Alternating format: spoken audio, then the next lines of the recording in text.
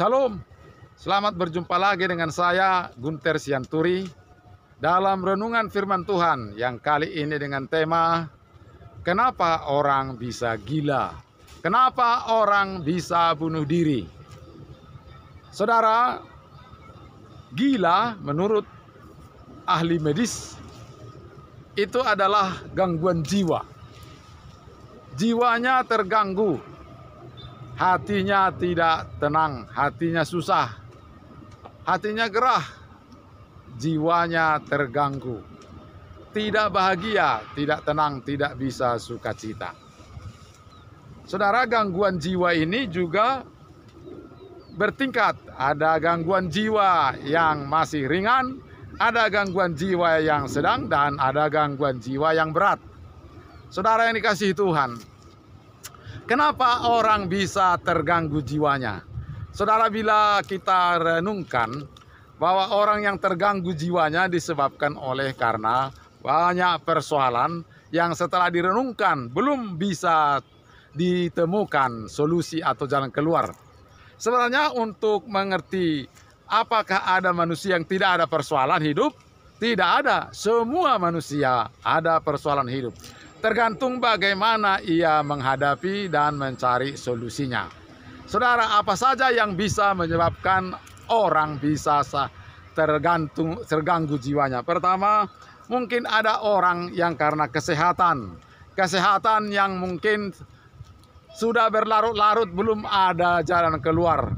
Misalnya kanker, tumor, ginjal, gula, tekanan darah tinggi, dan yang lainnya. Dari hari ke hari, minggu ke minggu, bulan ke bulan masih terus belum bisa, sakit terus. Maka itu juga bisa membuat terganggu jiwa. Perasaannya sedih, perasaannya tertekan, hatinya susah. Mungkin trauma dan stres dan bisa menjadi depresi. Saudara, jika itu terus menerus maka bisa menimbulkan gila. Kemudian menyangkut misalnya kerja.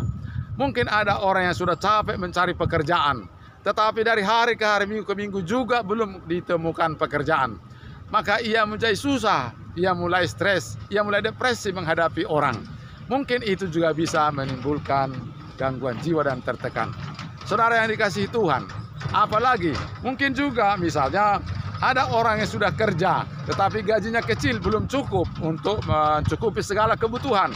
Baik juga misalnya untuk menyewa rumah, baik juga keperluan uang sekolah. Itu juga bisa membuat orang menjadi tertekan, menjadi tidak mampu tenang.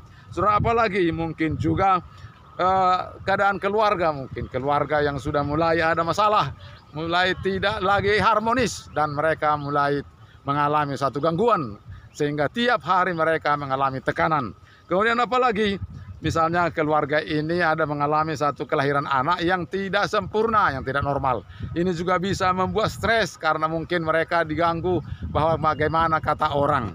Apalagi misalnya anak-anak, ada anak-anak misalnya yang kuliahnya juga tak selesai-selesai. Itu juga bisa membuat orang menjadi tertekan, stres ataupun depresi. Ada juga orang yang diputuskan oleh pacarnya.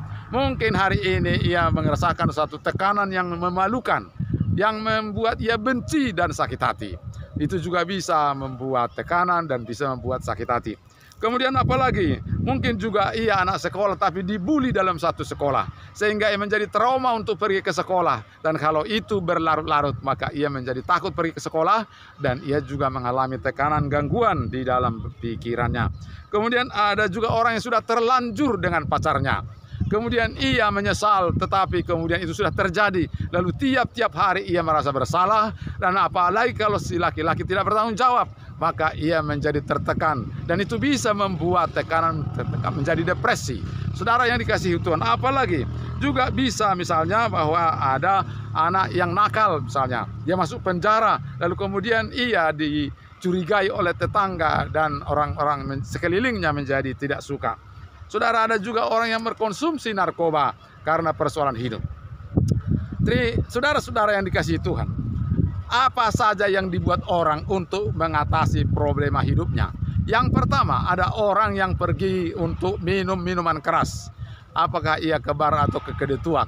Memang pada saat tertentu mungkin ia juga akan mengalami kelepasan. Tetapi saudaraku, apabila tenaga daripada minuman keras itu habis, maka ia akan kembali mengingat persoalannya dan ia akan stres kembali. Apalagi ada orang yang main judi. Dengan main judi mungkin ia juga bisa menghilangkan tekanan. Tapi bagaimana saudaraku, kalau sudah habis main judi maka persoalan hidup juga akan datang kembali. Dan kemudian ia akan merasa stres.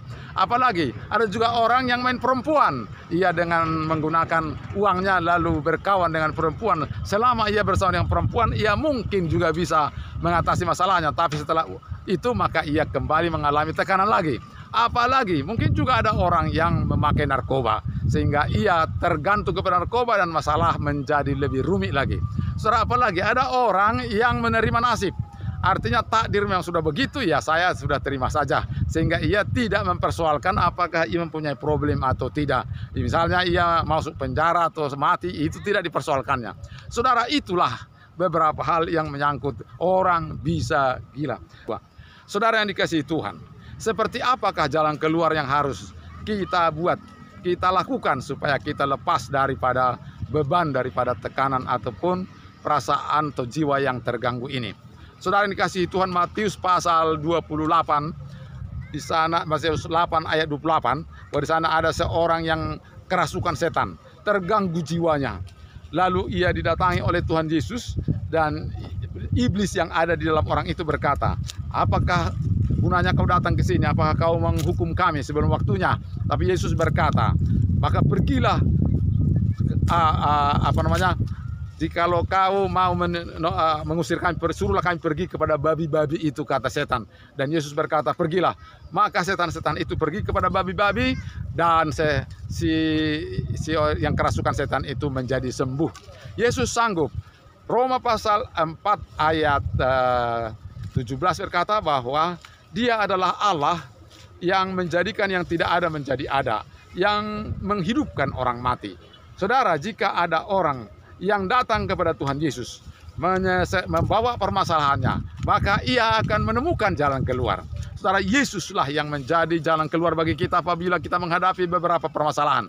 Yesus sanggup menolong kita. Yesus berkata dalam Matius pasal 11 ayat 28, "Marilah kepadaku semua yang letih lesu dan berbeban berat, aku akan memberikan kelegaan kepadamu." Yesus itu adalah Tuhan yang sanggup menolong. Dia datang kepada orang berdosa supaya kita dibebaskan dari segala penderitaan. Bukan saja penderitaan di dunia, tapi juga penderitaan yang selama-lamanya, yaitu api neraka. Kita akan diberi hidup yang kekal. Saudara, demikianlah firman Tuhan. Tuhan kiranya memberkati. Sampai jumpa. Shalom.